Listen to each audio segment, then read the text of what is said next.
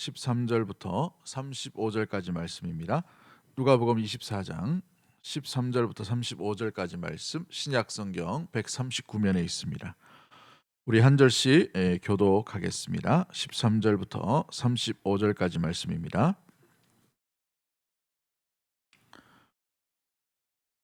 13절 제가 먼저 봅니다. 그날에 그들 중 둘이 예루살렘에서 25리 되는 엠마오라 하는 마을로 가면서 이 모든 된 일을 서로 이야기하더라.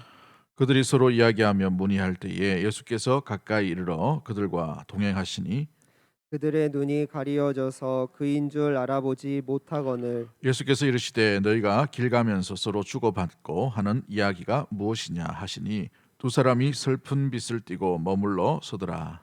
그 한 사람인 글로바라 하는 자가 대답하여 이르되 당신이 예루살렘에 체류하면서도 요즘 거기서 된 일을 혼자만 알지 못하느냐. 이르시되 무슨 일이냐 이르되 나사렛 예수의 일이니 그는 하나님과 모든 백성 앞에서 말과 일에 능하신 선지자이거늘 우리 대제사장들과 관리들이 사형 판결에 넘겨주어 십자가에 못 박았느니라. 우리는 이 사람이 이스라엘을 속량한 자라고 바란노라. 이뿐 아니라 이 일이 일어난 지 사흘째요.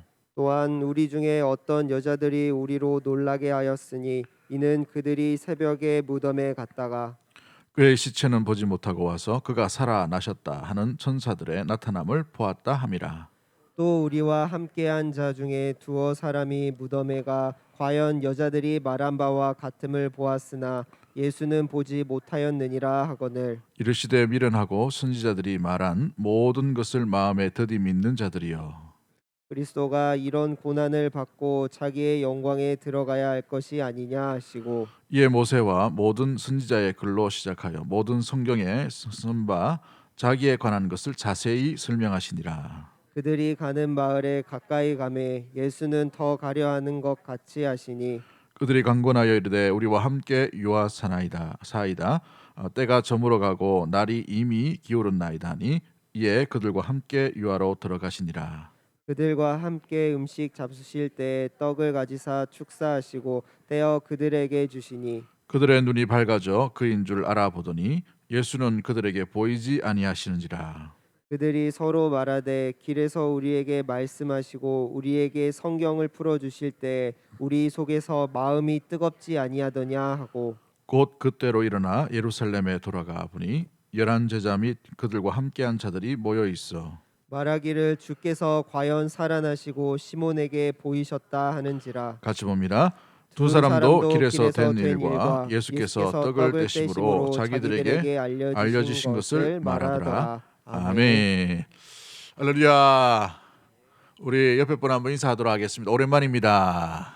네. 오랜만인 것 같아요. 거의 한 달 정도 된 것 같은데 성탄절도 예배를 못 드리고 송구영신 예배도 못 드리고 이렇게 수요일부터 우리가 또 예배로 이렇게 시작합니다만은 다 잘 계셨죠? 앞에만 잘 계시는가 보다. 그죠? 이번 주일부터 우리 대면 예배로 드리게 됩니다. 대면 예배로 드려도 이 공간의 20%만 채울 수 있다라고 이렇게 되어 있어서 100명 정도 이렇게 참석하실 수 있으니까 오실 때에도 꼭 마스크를 쓰시고 또 이렇게 자기 이 방역 수칙을 잘 지키셔가지고 오시면 좋을 것 같습니다. 오늘도 온라인으로 수요 예배 드리는 모든 성도님들도 동일한 그런 마음으로 함께 일에 또 동참하고 기쁨으로 나아갔으면 좋겠습니다. 오늘 본문의 말씀을 통해서 두 제자에게 나타나신 주님, 두 제자에게 나타나신 주님이라는 제목으로 말씀을 나누도록 하겠습니다. 오늘 본문에는 예수님께서 살아나신 다음에 엠마오라고 하는 곳으로 향해 나아가는 내려가는 두 제자에게 부활하신 예수님께서 나타나시는 장면이 보여지고 있지요. 신약 시대의 주요 인물인 베드로, 요한, 또 뭐 야고보 이런 사람이 아니라 어찌 보면은 비중이 이 복음서에서 비중이 별로 없는 두 제자에게도 예수님께서 부활하신 모습으로 나타내 주셨다라는 사실은 이 본문이 상당히 중요한 본문임을 말해주고 있습니다. 아울러서 베드로의 어떤 실패, 베드로에게 보이신 예수님, 이건 잘 등장하지 않는데 누가복음에 무려 12절 정도의 분량에 거쳐서 누가복음 마지막 장을 이 엠마오에서 예수님을 만나는, 특히 이 부활하신 예수님을 만나는 모습이 12절에 걸쳐서 나오고 있다는 것은 굉장히 이 본문이 나름대로 의미가 있고 중요한 본문이라는 것을 말해주고 있는 것이지요. 보통은 핵심적인 것들을 마지막에 쓰게 되어 있습니다. 이 헬라어의 이 편지 서신에 보면은, 그럼에도 불구하고 이 마지막 부분을 이 엠마오로 가는, 또 엠마오에서 이 제자들과 만나시는 부활하신 예수님을 다뤘다는 것은 그만큼 이 누가복음의 성경의 말씀이 절정으로 이르는 데에 그 절정 부분에 뭐가 있는가? 바로 예수님의 부활하심, 살아나심, 약속대로 이루심을 보여주고 있는 장면 가운데 있게 됐지요. 아무튼 이 본문을 통해서 우리에게 주시는 교훈이 뭔지를 한번 살펴보기를 원합니다. 엠마오는 이 예루살렘에서 약 11km 정도 떨어진 아주 자그마한 시골의 마을입니다. 이 마을의 이 엠마오라는 이름의 뜻은 이 온천, 또 이 아름답다, 또 이 따뜻한 샘, 뭐 아름답다가 아니고요. 아름답다는 지난 주일날 설교했던 건데, 따뜻한 샘과 온천이란 의미를 뜻을 가지고 있습니다. 아마도 이 엠마오라는 지역이 이 도시가 공중 목욕탕이 있었기 때문에 아마도 그대로부터 따뜻한 곳, 따뜻한 샘, 온천이란 이름을 가지고 있게 된 것 같습니다. 아무튼 처음 등장하는 이 엠마오에 두 제자 중에 한 사람이 고향을 가지고 있었어요. 그래서 예수님의 부활한 소식을 다 들었음에도 불구하고 이 두 제자가 고향으로 내려가는 이 장면이 오늘 우리가 읽었던 이 13절부터 35절까지 나오는 내용들 가운데 있지요. 여러분 한번 잘 보십시오. 여인들의 부활한 소식을, 예수님께서 살아나셨다는 소식을 들었습니다. 들었던 자입니다. 또 제자들이 예수님께서 부활하신 소식을 듣고 무덤으로 가서 빈 무덤도 확인했다는 것을 들었던 사람이에요. 그런데 이들이 오늘 그 부활의 소식을 듣고도 어디로 내려갑니까? 자기 고향으로 내려가고 있어요. 뭘 하고 있다는 말입니까? 안 믿는 거죠. 안 믿는 거. 믿지 않고 있다는 사실입니다. 그들이 도망치듯이 이 엠마오로 내려갔다는 것은 바로 예수님의 부활하심을 전혀 생각하지 못하고 전혀 마음에 간직하지도 못한 상태로 그냥 흘러가는 여인들의 감정적인 그런 내용과 소리로만 알고 그냥 무시해 가고 있는 것을 보게 되지요. 그러면 이 본문에서 우리에게 주시는 교훈이 뭘까? 우리가 한번 찾아보면 첫 번째로 우리가 기게 될 것은, 오늘 이 본문에 이 엠마오로 내려가는 이 두 제자가 어떤 마음으로 내려가고 있는가? 오늘 우리 본문 17절 말씀을 우리 한번 읽어봅니다. 17절 말씀 시작. 예수께서 이르시되 너희가 길 가면서 서로 주고받고 하는 이야기가 무엇이냐 하시니 두 사람이 슬픈 빛을 띠고 머물러 서더라. 무슨 빛을 띄었다라고 되어 있어요? 슬픈 빛을 띄었다라고 되어 있습니다. 슬픈 빛. 그런 것을 볼 때에 이 두 제자가 이 엠마오로 내려갈 때에 어떤 모습으로, 어떤 마음으로, 어떤 분위기에서 내려가고 있는 것이 담겨져 있죠. 어떤 분위기예요? 비참한 거예요. 내가 3년 동안 따랐던 메시아라고 말하고 선지자라고 알고 있었던 그분이 갑자기 예루살렘에 딱 들어가자마자 며칠 만에 이 대제사장과 서기관들과 또 빌라도로 인하여서 사형 선고를 받게 된 것이죠. 여러분, 그로 인하여서 갑자기 3년의 모든 삶이 뜬구름처럼 세월이 흘러가게 되어버렸다는 것입니다. 소망이 사라지게 된 것이죠. 그로 인하여서 이들은 모든 것을 다 포기한 마음으로 자기 고향으로 내려가려고 하는 이 모습이 슬픈 빛을 띠고 내려가는 이 엠마오의 두 제자의 지금 현재의 모습이 담겨져 있는 것입니다. 부활하신 예수님은 슬픔 가운데, 절망 가운데 있는 이 두 제자에게 찾아오셔서 슬픔에서 다시 일어나서 절망이 아니라 소망을 붙들고 나아갈 수 있도록 하시기 위해 이 두 제자를 만나고 있다라는 사실인 것이죠. 그러므로 우리가 첫 번째로 우리가 교훈을 알 수 있는 것은, 부활하신 예수님은 소망을 잃은 채 슬픔 가운데로 고향으로 내려가고 있는 이 제자들에게 소망을 주시는 분이다라는 사실을 발견해 가야 하는 것입니다. 이들은 왜 슬픈 빛을 띠고 이 엠마오로 가는 도상에서 예수님을 만났음에도 불구하고 예수님을 전혀 모르고 있는, 전혀 눈치도 못 채고 있는 그런 상황 가운데 있게 되었습니까? 죽으면 끝이다라는 사실을 상식적으로 받아들이기 때문에 그런 거예요. 그로 말미암아서 그들은 슬픈 빛을 띨 수밖에 없었고, 그들은 절망 가운데에 다시 옛날의 삶으로 돌아가고자 자기 고향으로 나아가고 있는 장면이 오늘 본문에 나타나고 있지요. 여러분, 이들은 3년간의 세월들을 예수님과 함께 지냈던 사람들이에요. 여러분, 이 두 제자 중에 한 사람 이름이 뭡니까? 오늘 본문에 나와 있죠. 글로바라는 이름이죠.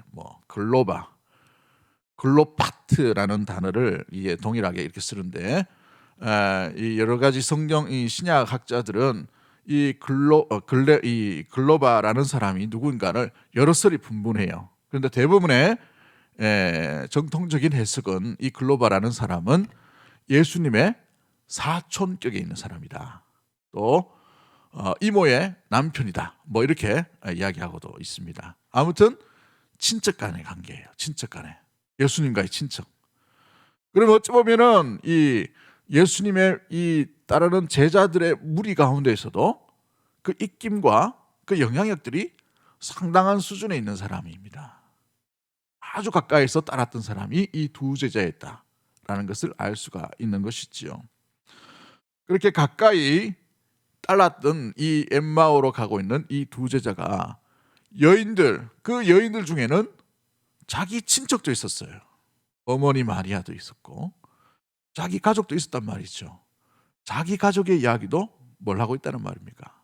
전혀 안 듣고 있는 그런 상황 가운데 있게 되죠. 예수님께서 부활하셨다, 천사를 만났다라는 소식을 들었음에도 불구하고 이것을 전혀 받아들이지 아니하고 내려가는 길, 그렇기 때문에 슬픈 빛을 띨 수밖에 없고 절망 가운데 걸어갈 수밖에 없는 상황들이 오늘 본문에 나타나고 있는 것을 보게 됩니다. 안 믿고 싶은 마음이죠. 왜냐하면 죽으면 그치기 때문에 그렇습니다. 그런데 한번 보십시오. 예수님께서 공생의 가운데에 죽은 자를 몇 명이나 살리십니까? 많은 부분들이 죽은 자를 살리셨어요. 5,000명을 먹이시는 일들도 하셨습니다. 다 많은 기적을 다 보았던 사람들이에요. 그런데 마지막 하나, 예수님 자신은 죽으면 끝이다라는 생각을 아직도 가지고 있는 모습들을 보게 되죠. 예수님께서 살아계실 때는 다 기적을 일으켰지만 예수님 자신은 죽음에서 뭘 하고 있단 말이에요? 살아나지 못할 것이다라는 일반적인 상식과 일반적인 생각들을 이들이 가지고 있음으로 말미암아서 여인들의 말이 귀에 들어오지 않습니다. 제자들이 이야기해도 듣지 않는 모습들 가운데 있지요. 이 본문 다음에 나타나는 본문이 이 의심 많은 도마의 이야기입니다. 그 구멍에다가 손을 집어넣는 이 의심 많은 도마의 이야기예요. 그러면 이 24장 전체가 무엇을 이야기하고 있는지 우리는 잘 알죠. 뭘 이야기합니까? 부활은 사실이다라는 것을 분명히 보여주고 있는 것이죠. 슬픈 가운데 절망 가운데 있을 필요가 있다 없다고요? 없다라는 것을 보여주는 것이 바로 이 24장의 핵심적인 내용입니다. 슬픈 빛을 띠고 있는 엠마오로 내려갈 필요가 없음에도 불구하고 이들은 믿지 않는 거예요. 믿지 않는 거. 듣지 않는 것입니다. 귀가 닫혀져 버린 모습들을 보게 되죠. 그래서 예수님을 실제로 만났음에도 불구하고 저분이 예수님 것이라는 사실과 생각들을 전혀 하지 못해요. 그래서 예수님께서 길 가는데 계속 묻죠. 너희가 무슨 일을 하느냐? 왜 이런 이야기를 주고받는 이야기가 뭐냐? 라고 얘기하니까 사흘 전에 있었던 이야기를 당신은 모릅니까? 라고 꾸짖습니다. 이 제자들이. 그러고 난 뒤에 어떻게 얘기합니까? 예수님 대해서 어떻게 설명해요? 15절 이하 보면은 16절 한번 말씀을 한번 보십시오. 16절, 17절 보시고 19절 말씀이네요. 19절 말씀 시작. 이르되 무슨 일이냐? 나사렛 예수의 일이니 그는 하나님과 모든 백성 앞에서 말과 일에 능하신 선지자이거늘. 아멘. 왜 이들이 믿지 않는가? 믿지 않는 이유가 바로 여기 있었습니다. 예수님을 정확하게 몰랐다는 거예요. 예수님을 누구로 보고 있습니까? 능력이 많은 선지자이기 때문에 그 선지자가 죽어버리니까 어떤 일도 기대할 수 없다는 거예요. 마치 예전 이 엘리야와 엘리사가 얼마나 많은 능력을 일으킵니까? 그런데 이 엘리야도 죽고 가버려요. 엘리사도 죽고 가죠. 물론 엘리야는 이제 승천 위기에 불병거를 타고 올라갔지만 떠나고 난 뒤에 어떻게 합니까? 끝났다라는 것을 다 알고 있어요. 선지자가 있을 때에는 능력이 많고 기적도 많고 이적도 많이 일으켰지만 그 선지자가 떠나고 난 뒤에는 아무런 다시 옛날로 다시 예상태로 다시 어찌 보면은 옛 습성으로 돌아가는 것이 너무나도 잘 알고 있는 사람이라는 것이죠. 그래서 예수님에 대해서 선지자다, 능하신 선지자 수준으로만 알고 있게 되는 것입니다. 나의 구주요 나의 하나님이라는 고백이 무색할 만큼 이들은 예수님에 대해서 잘못 알고 잘못 이해하고 잘못 믿고 있는 그런 상황으로 말미암아 부활의 예수님을 전혀 생각지도 못한 가운데 있게 된 것이지요. 그래서 슬픈 가운데 있게 된 것입니다. 우리가 예수님을 정확하게 알고 예수님이 누군지를 알고 전능하신 하나님이 어떤 분인지를 안다면 우리의 감정과 우리의 내면의 세계의 무너짐으로 인하여서 우리 인생의 고통과 아픔으로 인하여서 우리는 슬픔의 빛을 띌 존재가 아님을 우리는 분명히 이해하고 깨달아야 하는 것이지요. 왜요? 우리가 이 땅의 삶이 다가 아니기 때문에 그렇습니다. 부활하신 예수님처럼 우리 역시도 이 생의 삶이 다 끝나고 나면 그날 아침에 주의 품에 안기어 영원한 안식과 영원한 삶을 누리는 놀라운 생명과 영생의 삶을 살게 되는 존재인 줄 믿습니다. 영생의 삶이 여기 있는데 여러분 이 땅의 삶, 고통과 아픔 이것 때문에 절망과 슬픔빛을 띠고 마음 가운데 내면의 세계가 무너지며 하나의 사건 때문에 우리가 마음 가운데 생각이 완전히 굳어져 버리는 말씀이 들려지지 아니하고 소문이 들려지지 아니하고 주의 일하심도 전혀 느끼지 못하는 이와 같은 일들이 일어날 수가 있다는 사실입니다. 그러기에 우리 예수님이 누구인지 우리 하나님이 어떤 분인지를 정확하게 믿는 믿음이 필요한 것이죠. 여러분 정확하게 알 때에 우리의 슬픈 빛이 사라지고 절망이 아니라 소망 가운데에 그 달려갈 길을 온전히 달려갈 수 있는 놀라운 일들이 나타나게 될 줄 믿습니다.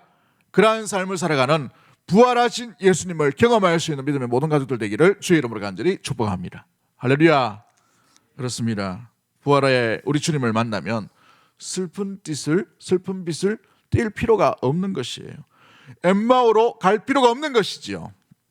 그로 말미암아 이 예수님을 알고 깨닫고 믿고 난 뒤에 이들의 삶이 어떻게 됩니까? 35절 보시면은 33절과 35절 어디로 향합니까?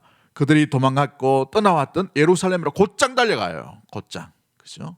부활하신 예수를 만날 때에 슬픔의 얼굴들이 사라지고 기대와 확신과 담대함으로 말미암아 그들이 도망치듯 나왔던 이 예루살렘, 십자가 지기 싫었던 죽음이 기다릴 수 있고 고통이 기다릴 수 있는 예루살렘으로 확신 가운데 담대하게 걸어갈 수가 있게 되는 것입니다. 사랑하는 성도 여러분, 그러기에 부활하신 주 예수 그리스도를 온전히 믿는 믿음으로 이 땅의 삶을 살아가게 되기를 주의 이름으로 간절히 축복합니다. 그 삶 가운데 우리 얼굴에 우리 내면에 들여졌던 슬픔의 빛이 사라지고 기쁨과 확신과 담대함과 기쁨 무엇보다도 인내함으로 말미암아 우리에게 주었던 어떤 길도 담대하게 당당하게 걸어가는 놀라운 일들이 일어나게 될 줄 믿습니다. 두 번째 우리가 기억해야 될 것이 무엇입니까? 오늘 이 본문에서 우리가 받을 수 있는 교훈이 뭔가요? 25절부터 32절까지 말씀인데 두 번째 우리가 기억해야 될 것은 우리 주님께서 가르쳐 주신 진리는 슬픔에 머물고 있는 성도들 또 낙심 가운데 있는 성도들에게 열정을 불어넣는다는 사실입니다. 무엇이 열정을 불어넣는다고요? 말씀이요. 말씀이.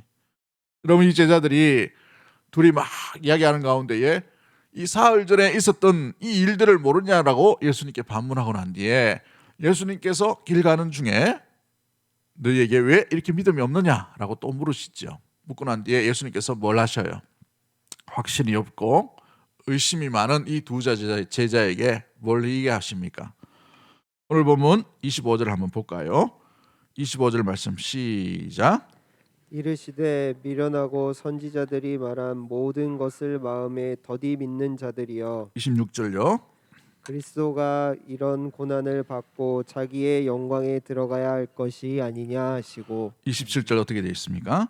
이에 예. 모세와 모든 선지자의 글로 시작하여 모든 성경에 쓴 바 자기에 관한 것을 자세히 설명하시니라. 아멘. 이 제자들이 왜 예수님에 대해서 잘못 이해하고 슬픈 빛을 띄었는가? 말씀에 대해서 다 무지했다는 것입니다. 말씀을 들었음에도 불구하고 말씀을 어떻게 했단 말이에요? 믿지 않았다는 것입니다. 예수님께서 이 누가복음 가운데에서 마지막 20장, 21장, 22장, 23장 쭉 진행하면서 계속해서 예루살렘으로 행하신 이유가 뭡니까? 십자가 지시기 위해서요. 십자가로 끝나는 인생이 아니라 십자가를 짊어지시고 죽음과 사망도 그 권세를 이기시고 다시 부활하심을 분명히 약속해 주셨습니다. 여러 번 말씀해 주셨다는 사실입니다. 말씀해 주셨음에도 불구하고 이들은 그 말을 어떻게 했어요? 그냥 듣고 말아버렸다는 거예요. 그 의미가 무엇인지도 잘 이해하지 못했다는 것입니다. 나중에 세월이 한참 흐르고 난 뒤에 다시 오실라나 이런 생각도 했을 것이고, 아니면 또 다른 모습으로 오시려나 이런 생각도 했을 것입니다. 당장 사흘 만에 부활하신다는 것은 전혀 그 말의 의미를 깨닫지도 못하고 새기지도 못했다는 것이지요. 그래서 예수님께서 이 두 제자에게 모세의 글로부터 해서 선지자의 모든 예언들을 상세하게 뭐 했다고 되어 있어요?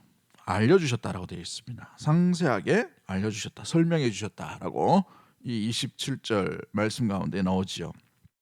자기에 관한 것을 자세히 풀어 설명하셨다라고 되어 있습니다.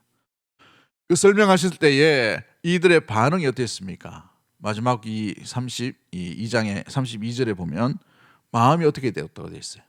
뜨거웠다라고 되어 있어요. 마음이 뜨거웠다. 상세하게 예수님께서 모세의 모든 글과 선지자의 글을 다 설명하고 난 뒤에 나타났던 반응이 마음이 뜨거웠다라고 되어 있어요. 눈이 열리게 됐다라고 되어 있죠. 눈이 밝아지고 마음이 뜨거웠다는 두 반응이 일어나고 있습니다. 잘 보시면 이들은 부활의 소식을 안 들은 사람이 아니에요. 이미 여러 번에 걸쳐서 여인들에게 또 다른 제자들에게 또 11명이 모여있는 그 상황 가운데에서도 여러 제자들이 예수님께서 부활하신 예수님을 만났던 사람들이 있었습니다. 그러나 전혀 듣지 못해요. 말을 전했음에도 불구하고 전혀 말을 믿지 못하는 건 가운데 있죠. 그 제자들에게 예수님께서 나타나셔서 이제 예수님의 말씀과 권세로 모세오경부터 선지자의 글까지 상세하게 어떤 고난과 어떤 고통과 어떻게 오셨는 건가, 어떻게 이 모든 일들을 담당하시는지를 상세하게 다 다루었다라고 되어 있어요. 상세하게 다 다루었다. 여러분, 사람은 듣고 싶은 것만 들으려고 하는 습성들이 있어요.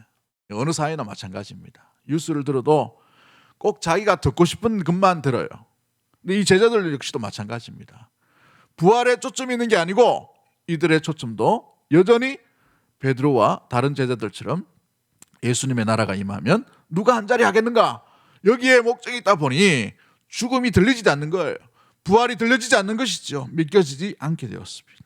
그로 인하여서 예수님께서 25절 말씀에 이 미련하고 마음에 더디 믿는 자들아라고 이렇게 꾸짖으시는 것을 보게 되지요. 이게 원어 의미로 뭐라고 되어 있냐면 왜 현명하지 못하느냐, 왜 느리게 믿느냐라고 이렇게 되어 있어. 반응에 대해서 말씀하시는 거예요. 왜 느리게 믿느냐?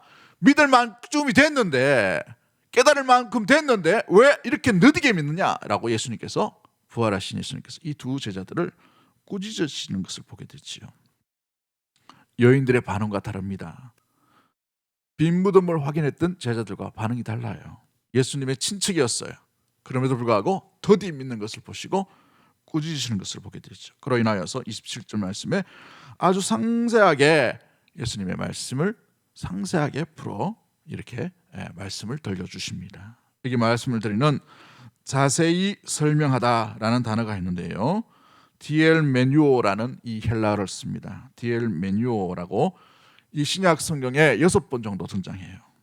특별히 오늘 본문에 있는 이 누가복음에 집중되어 있는 것을 보게 됩니다만은, 이게 뭐냐면 아주 꼼꼼히 모든 말씀을 하나 이렇게 적용시켜 가면서 모세오경의 예언과 시편과 선지자의 예언들을 예수님께서 3년 동안 공생애 하시면서 어떤 일들을 하시는지 하나하나 다 맞춰 가시면서 일일이 코드를 다 맞춰 가시면서 얘기했다는 거예요. 설명했다는 것이죠. 또 그것을 무엇보다도 가르쳐 주었다라고 되어 있습니다. 여러분, 그러니까 이 반응 가운데에서 어떤 일이 납니까? 31절 말씀에 눈이 밝아졌다라고 되어 있어요. 눈이. 여기서 나오는 이 눈이 밝아졌다라는 말은 디아노고이라는 단어인데요.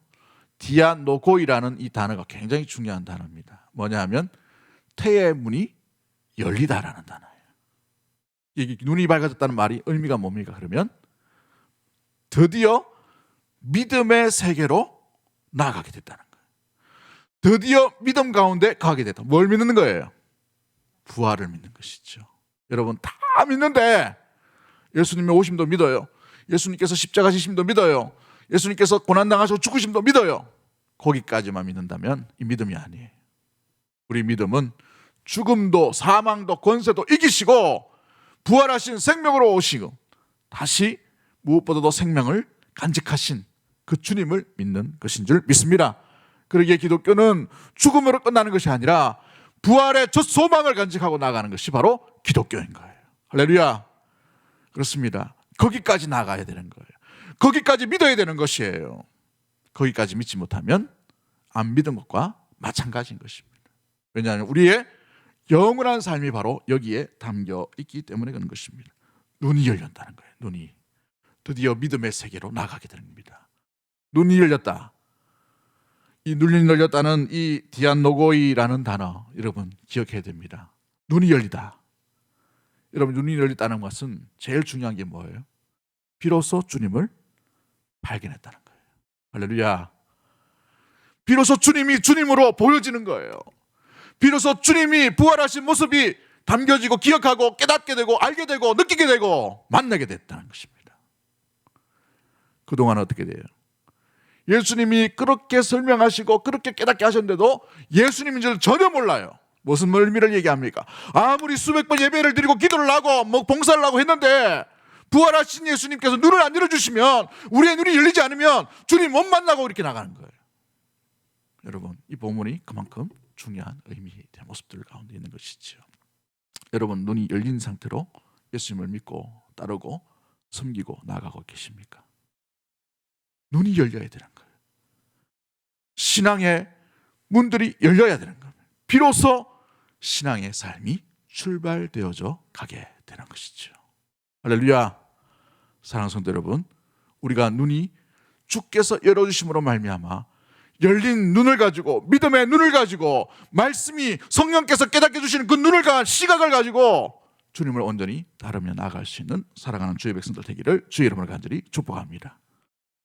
우리 예수님께서 무엇으로 열정을 불어넣으십니까? 첫 번째가 말씀이었어요.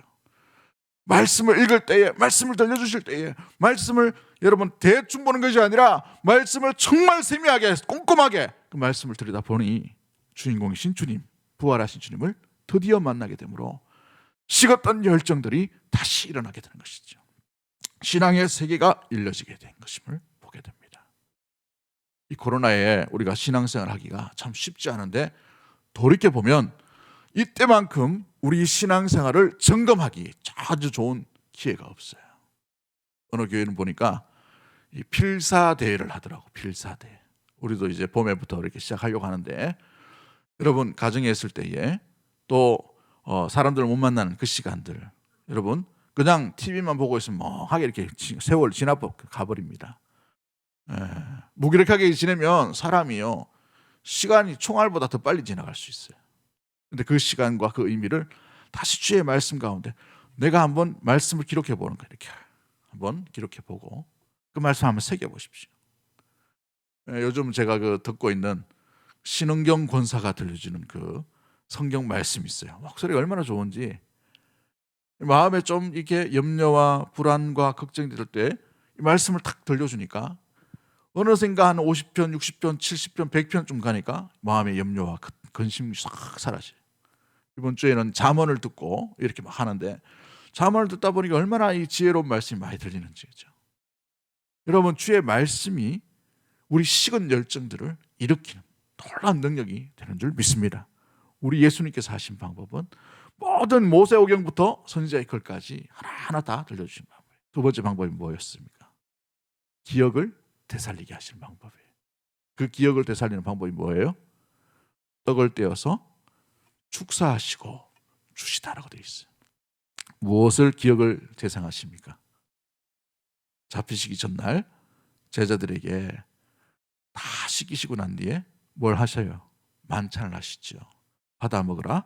이것은 너희를 위하여 흘리는 피, 곧 언약의 피니라 라고 말씀하시며 주의 나라 임하는 그때까지 이 일을 하여 나를 뭐하라고 되어 있어요?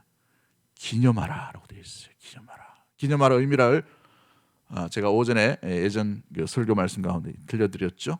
기억하는 겁니다. 기억하는 것. 그 기억을 예수님께서 다시 엠마오 도상에 그 집에서 유숙하는 동안에 이 두 제자들에게 기억을 떠올리게 하시면서 받아 먹으라 축사하시고 라고 되어 있어요. 축사하시고 기도하시는 장면입니다. 축복 기도를 하시는 장면이죠. 그 축복 기도를 할 때에 그들의 눈이 닫혀있던 눈들이 드디어 열림으로 제자들이 곧장 달려가죠. 우리가 말씀을 읽을 때에, 말씀을 들을 때에 마음이 뜨겁지 아니하더냐, 이제 열정의 사람으로 변화되어 있는 두 제자의 모습을 보게 되는 것이죠. 마지막 세 번째로 이 엠마오 도상에서 우리 예수님께서 이 두 제자를 만난 것이 어떤 교훈을 우리에게 주고 있습니까? 가장 중요한 것이죠. 우리 33절부터 35절까지 말씀인데, 부활하신 예수님을 만날 때 비로소 이 만난 자가, 여러분, 잠자고 슬픈 빛을 띠고 낭망하고 실망의 자리에 있는 것이 아니라 일어나는 성도, 일어나는 사명자, 일어나는 주의 복음을 증거하는 증인의 삶을 비로소 살게 된다는 사실입니다. 우리 33절부터 35절까지 말씀 우리 다 같이 읽어봅니다. 시작. 곧 그때로 일어나 예루살렘에 돌아가 보니 11 제자 및 그들과 함께한 자들이 모여 있어 말하기를 주께서 과연 살아나시고 시몬에게 보이셨다 하는지라. 그 사람도 질서된 일과 예수께서 떡을 떼심으로 자기들에게 알려지신 것을 말하더라. 아멘. 아멘. 여러분 보십시오. 예수님께서 들려주시고 깨닫게 해주심으로 말미암아 예수님을 발견하였어요. 눈이 열림으로 말미암아 예수님을 만났습니다. 부활하신 예수님을 만나자마자 그들의 반응이 무엇이었어요? 33절 말씀을 보시면 제일 시작되는 단어가 뭐예요? 곧 뭐라고 되어 있어요? 곧 그때로 되어 있어요. 눈이 열리고 마음이 뜨거워지는 곧 그때로, 그때, 그렇죠? 옛 번역으로는 곧 그 시로 뭐 이렇게 되어 있습니다만은 어디로 나갑니까? 자기들이 도망갔던 예루살렘으로 나가고 있는 장면이 오늘 본문에 나오고 있죠. 그런데 그때로 어떻게 하고 있어요? 뭘 하고 있습니까? 일어나고 있죠. 일어나. 여러분, 이 단어 굉장히 중요합니다. 일어나다라는 단어입니다. 이 일어나다라는 단어, 이니스테미라는 단어를 씁니다. 이니스테미. 지난 주일날 부활에 가는 단어를 하나 설명을 드렸지요. 이 에게이로라는 단어와 공동적으로 쓰는 게 이 이니스테미라는 단어입니다. 이니스테미. 또 화장품 이름하고 좀 비슷한데 일어나다는 일어나. 비슷한 게 아니라 어원이 그는 이 생명이라는 뜻을 가지고 있어요. 살리다라는 뜻을 가지고 있습니다. 일어나다라는 뜻을 가지고 있어요. 부활을 쓸 때에 이 두 단어를 쓰게 됩니다. 그럼 무엇을 얘기합니까? 이들은 슬픈 빛으로 인하여서 주저앉아 낙향하던 자들이었어요. 그런데 부활하신 예수님을 만나자마자 곧 어떤 일이 일어납니까? 일어나는 인생이 돼요.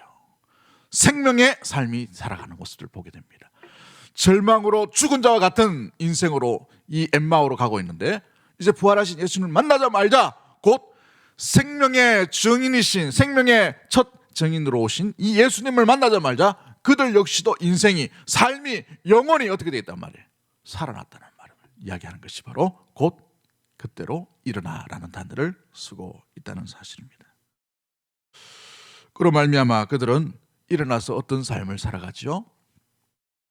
부활을 곧장 증언하는, 증거하는 증인의 삶으로 나아가는 것을 보게 됩니다. 예루살렘으로 떠나지요. 그 예루살렘으로 나아가서 그들이 제일 먼저 하는 일이 뭡니까? 35절 말씀 우리 한 번 더 읽어봅니다. 35절 말씀 시작. 두 사람도 길에서 된 일과 예수께서 떡을 떼심으로 자기들에게 알려지신 것을 말하더라. 그렇죠. 자기들에게 뭘 한 것을 말하더라라고 되어 있습니까? 알려지신 것을 말하더라. 그 알려지신 것이 뭐예요? 이 34절에 나오죠. 34절에 그 알려지신 것이 뭡니까? 과연 주께서 살아나시고, 과연 주께서 살아나시고, 과연 주님께서 살아나셨다는 것을 전혀 의심이 없이 슬픈 빛도 없이 담대함으로 예수님의 부활을 증거하는 증인의 삶으로 살아가고 있지요. 알려지신 것을 말하다라는 이 단어에 보면 이 기노스코, 이 엑세케오마이라는 단어를 쓰는데요. 자기가 이해하고 깨달았던 것을 똑같이 이렇게 설명하다라는 단어를 가지고 있습니다. 예수님께서 모세 오경으로부터 선지자의 글로 해서 계속해서 이렇게 말씀해 주셨던 엠마오 도상에서의 그 기억과 추억들을 자기에게 알려주신 그대로, 자기가 느낀 대로, 자기가 깨달은 대로, 아니 자기가 만난 대로예요. 만난 대로, 경험한 대로, 알고 있는 대로 제자들에게 그대로 증거하는 것이 바로 이 증인의 삶으로 살아가고 있는 것을 보게 되죠. 우리는 예수님에 대해서 더 붙이거나 더 빼거나 할 필요가 없습니다. 우리가 만난 그 주님을 알려진 대로 전하는 것이 증인의 삶이에요. 화려한 삶이 아닙니다. 있는 그대로 나타나는 겁니다. 있는 그대로 전하는 것이죠. 그런데 이 있는 그대로 증거하기 위해서는 우리가 해야 될 것이 무엇입니까? 부활하신 예수님을 믿어야 하는 것입니다. 만나야 하는 것입니다. 믿음으로 마음 가운데, 확신 가운데 우리 가운데 임하시는 그 부활하신 주님을 경험해야 하는 것이지요. 그래야 눈이 열립니다. 그래야 열정이 식지 아니하고 주께서 맡기신 일들 가운데 그 일을 다 감당할 수 있게 됩니다. 그래야 부활하신 예수님을 제대로 증거하는 삶으로, 일어나는 인생으로 살 수 있게 되는 것입니다. 여러분은 어떻습니까? 눈이 열렸나요? 일어나는 인생이십니까? 부활하신 예수님을 만나고 지금 이 자리에 주님을 따르며 나가고 있으십니까? 그 주님과 날마다 우리 함께 이 땅 가운데의 삶이 슬픈 빛의 삶이 아니라 확신과 담대함과 기쁨과 또 열정과 마음의 기대를 가지고 어디든지 부르시는 그곳에서 알려진 그 주님을 증거하는 믿음의 모든 가족들 되기를 주의 이름으로 간절히 축복합니다. 사랑의 하나님 아버지 감사합니다.